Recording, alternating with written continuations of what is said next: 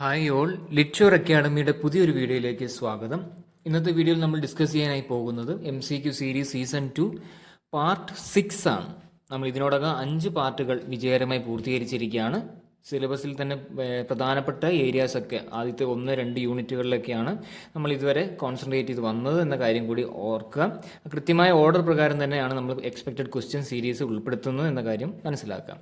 അപ്പോൾ അതിലും വീഡിയോയിലേക്ക് കടക്കുന്നതിന് മുമ്പായി നമ്മുടെ സ്പെഷ്യൽ ക്രാഷ് ബാച്ചിനെ കുറിച്ച് ഒരിക്കൽ കൂടി പരിചയപ്പെടുത്തുകയാണ്. നിങ്ങൾക്ക് ഈ ഒരു വിലയേറിയ സമയത്തിനുള്ളിൽ തന്നെ നല്ലൊരു രീതിയിലുള്ള വിജയം കൈവരിക്കണമെന്ന് ആഗ്രഹമുണ്ടെങ്കിൽ തീർച്ചയായും ഈ ഒരു സ്റ്റഡി മെറ്റീരിയൽസും മോക്ക് ടെസ്റ്റും മോഡൽ എക്സാമും previous year question paper discussion videos ഒക്കെ ഉൾപ്പെട്ടിട്ടുള്ള ഈ ഒരു പാക്കേജിൽ ജോയിൻ ചെയ്ത് നല്ലൊരു വിജയം കരസ്ഥമാക്കാൻ സാധിക്കാവുന്നതാണ്. വളരെ തുച്ഛമായ രീതിയിലുള്ള ഒരു ഫീസ് മാത്രമാണ് നമ്മൾ ഈ ഒരു ക്രാഷ് ബാച്ചിന് സ്വീകരിക്കുന്ന കാര്യം കൂടി ഓർപ്പിക്കുന്നു. കൂടുതൽ സമയം കളയാതെ തന്നെ നമ്മുടെ ഫസ്റ്റ് ക്വസ്റ്റ്യനിലേക്ക് കടക്കുക. അതിന് തൊട്ട് മുമ്പായി നിങ്ങളുടെ ഒരു സപ്പോർട്ട് എന്ന് പറയുന്നത് നിങ്ങളുടെ വാല്യുബിൾ കമൻസ് ആണ്, നിങ്ങളുടെ ലൈക്കുകളാണ്.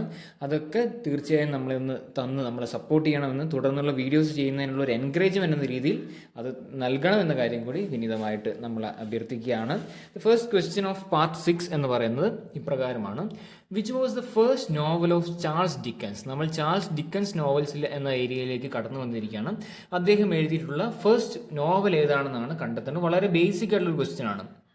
ഓപ്ഷൻ നോക്കാം: Pickwick Papers, Oliver Twist, Hard Times, Christmas Carol. ഏതായിരിക്കും? ഓപ്ഷൻ എ ആണ്. പിക്വിക് പേപ്പേഴ്സ് ആണ് അദ്ദേഹത്തിന്റെ ഫസ്റ്റ് നോവലായിട്ട് കരുതപ്പെടുന്നത്.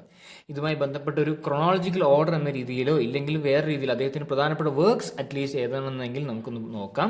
പ്രധാനപ്പെട്ട മറ്റ് വർക്കുകൾ ഏതൊക്കെയാണ്, അതായത് പ്രധാനപ്പെട്ട ചാൾസ് ഡിക്കൻസ് എഴുതിയിട്ടുള്ള മറ്റ് നോവൽസ് ഏതൊക്കെയാണെന്ന് ചോദിച്ചാൽ അതിൽ ഒന്നാമത്തെ തന്നെ പറയാം David Copperfield, then A tale of two cities, then the third one Great Expectations, Dombey and Son, hard times തുടങ്ങിയവയൊക്കെ അദ്ദേഹത്തിൻ്റെ പ്രധാനപ്പെട്ട വർക്കുകളാണ്. കൂടാതെ മറ്റൊരു പ്രധാനപ്പെട്ട വർക്ക് കൂടിയുണ്ട്, എഡ്വിൻ ഡ്രൂഡ്. ഈ ഒരു വർക്കിന് ഒരു പ്രത്യേകത എന്ന് പറഞ്ഞാൽ it was left unfinished due to Dickens death.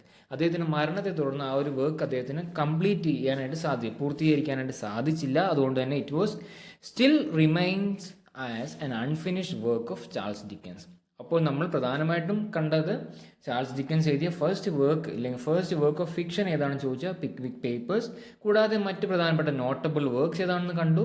കൂടാതെ ലാസ്റ്റ് ഇല്ലെങ്കിൽ അദ്ദേഹം എഴുതിയ അൺഫിനിഷ്ഡ് വർക്ക് ഏതാണെന്ന് ചോദിച്ചാൽ എഡ്വിൻ ഡ്രൂഡ് ആണ്. ഇത്രയും കാര്യം ക്ലിയർ ആണെന്ന് കരുതുന്നു. നമുക്ക് നെക്സ്റ്റ് ക്വസ്റ്റ്യനിലേക്ക് കടക്കാം. In which year was Shaw ആരായിരിക്കും? ബെർണാഡ് ഷോയെ റെഫർ ചെയ്യുന്നതാണ്.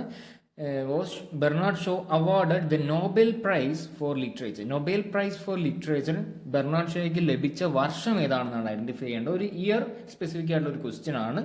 നമുക്കറിയാം വർഷം കുറച്ച് പഠിച്ചു വെക്കുക എന്ന് പറഞ്ഞാൽ കുറച്ച് ഡിഫിക്കൽട്ട് ആയിട്ടുള്ള ഒരു കാര്യം തന്നെയാണ്. എങ്കിലും നിങ്ങൾ പ്രധാനപ്പെട്ട ഇതുപോലുള്ള ക്വസ്റ്റ്യൻസ് ഒക്കെ വരുമ്പോൾ എന്തെങ്കിലും ട്രിക്ക് എങ്കിലും ഉപയോഗിച്ച് നിങ്ങൾ കണ്ടെത്താനായിട്ട് ശ്രമിക്കുക. ഗിവൺ ഓപ്ഷൻസ് നമുക്ക് നോക്കാം. Option A 1925, option B 1927, option C 1930 and option D the final option is 1932. അതിന്റെ കറക്റ്റ് ആൻസർ എന്ന് പറയുന്നത് നമുക്കിത് മനസ്സിലാക്കാം ഓപ്ഷൻ എ ആണ്. അതുപ്രകാരം 1925 ജോർജ് ബെർണാഡ് ഷോയ്ക്ക് നൊബേൽ പ്രൈസ് ഫോർ ലിറ്ററേച്ചർ ലഭിക്കുന്നത്. ആ ഒരു കാര്യം ക്ലിയർ ആണെന്ന് കരുതുന്നു. നമുക്ക് നെക്സ്റ്റ് ക്വസ്റ്റ്യൻ നോക്കാം. In which shows play the chocolate cream hero appear? അതായത് ബെർണാഡ് ഷോയുമായി ബന്ധപ്പെട്ട ഒരു ഏരിയ ആണ്, കുറച്ച് പ്രാധാന്യമുള്ള ഒരു ഏരിയ ആണ്. പല പ്രാവശ്യങ്ങളിലും സെറ്റിനും നെറ്റിനും ക്വസ്റ്റ്യൻസ് ഒക്കെ വന്നിട്ടുണ്ട്. അതുകൊണ്ട് തന്നെയാണ് കൂടുതൽ ക്വസ്റ്റ്യൻസ് ഇവിടെ നിന്ന് ഇപ്പോൾ ഉൾപ്പെടുത്തിയിരിക്കുന്നത്.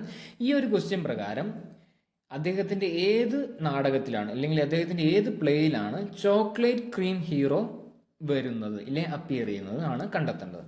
Options are arms and the man, saint John, man and Superman and option D Candida. ഏതായിരിക്കും അതിൻ്റെ കറക്റ്റ് ആൻസർ ആയിട്ട് വരിക? അതുപ്രകാരം ഓപ്ഷൻ എ ആണ്. ആംസ് ആൻഡ് ദ മാൻ എന്ന് പറയുന്ന വർക്കിലാണ് ചോക്ലേറ്റ് ക്രീം ഹീറോ അപ്പിയർ ചെയ്യുന്നത്. കൂടാതെ ഈ ഒരു വർക്കിന്റെ ഈ ഒരു ടൈറ്റിൽ ആംസ് ആൻഡ് ദ മാൻ എന്ന് പറയുന്ന ടൈറ്റിൽ എവിടെ നിന്ന് വന്നു എന്ന് ചിലപ്പോൾ വേറെ രീതിയിൽ ചോദിക്കും. ഒരു അഡീഷണൽ ഇൻഫർമേഷൻ ആയിട്ട് നിങ്ങൾ ഓർക്കേണ്ടത്, the title comes from the opening words of Virgil's Aeneid. അതായത് വിർജിൽ എഴുതിയിട്ടുള്ള എയ്നിഡ് എന്ന് പറയുന്ന വർക്കുണ്ട്, അതിൻ്റെ ഫസ്റ്റ് ലൈനിൽ നിന്നാണ്, അതിൻ്റെ ഓപ്പണിംഗ് വേർഡ്സിൽ നിന്നുമാണ് ആംസ് ആൻഡ് ദ മാൻ എന്ന രീതിയിലുള്ള ടൈറ്റിൽ ജോർജ് ബെർണാഡ് ഷോ എടുത്തിരിക്കുന്നത്. കൂടാതെ ചോക്ലേറ്റ് ക്രീം ഹീറോ എന്ന് പറയുന്ന ക്യാരക്ടർ അപ്പിയർ ചെയ്യുന്നത് in the play title Arms and the Man by George Bernard Shaw. Clear ആണെന്ന് കരുതുന്നു.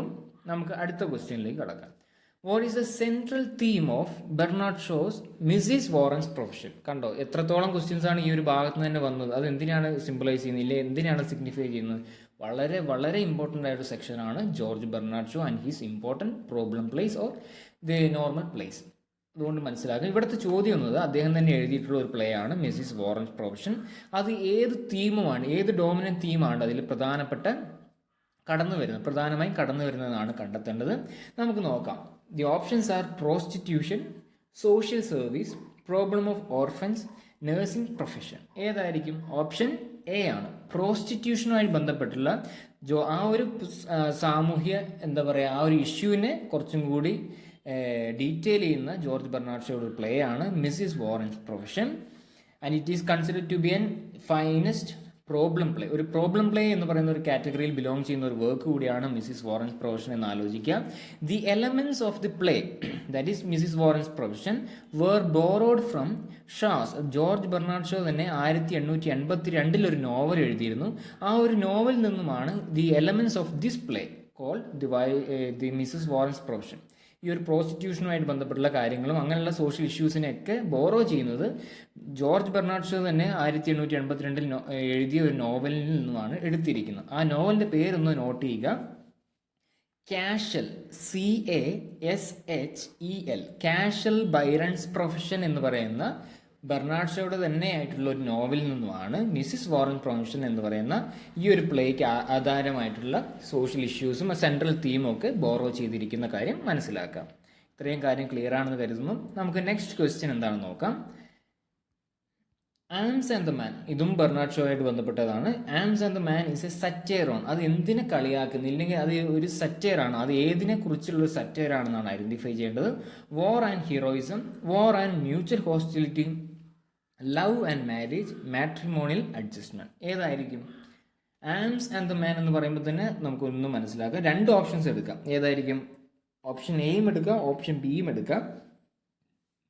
അതിൽ തന്നെ option a war and heroism ആണ് അതിൻ്റെ സറ്റയർ ചെയ്തിരിക്കുന്നത്. ഏത് വർക്കിൽ? ആംസ് ആൻഡ് ദ മാൻ എന്ന് പറയുന്ന പ്ലേയിൽ, ജോർജ് ബെർണാഡ് ഷോ തന്നെ എഴുതിയിട്ടുള്ള ആംസ് ആൻഡ് ദ മാൻ എന്ന് പറയുന്ന വർക്കിൽ വാർ ആൻഡ് ഹീറോയിസത്തിനെയാണ് സറ്റയർ ചെയ്തിരിക്കുന്നത്. അപ്പോൾ നമ്മൾ ഇതുവരെ കണ്ട ക്വസ്റ്റ്യൻസ് പ്രകാരം ക്വസ്റ്റ്യൻസും ക്ലിയർ ആണെന്ന് കരുതുന്നു, അതിൻ്റെ ആൻസേഴ്സും ക്ലിയർ ആണെന്ന് കരുതുന്നു. കൂടാതെ അതുമായി തന്നിരിക്കുന്ന അഡീഷണൽ ഇൻഫർമേഷൻസും വളരെ വളരെ ക്ലിയർ ആണെന്ന് കരുതുന്നു. കാരണം നമ്മൾ മനസ്സിലാക്കേണ്ട ഇതേ ക്വസ്റ്റ്യൻസ് ഇതേപടി ഇല്ലെങ്കിൽ ഇതേ മാനറിൽ ഇതേ സ്ട്രക്ചറിൽ ചോദിക്കണമെന്ന് ഒരു നിർബന്ധവുമില്ല.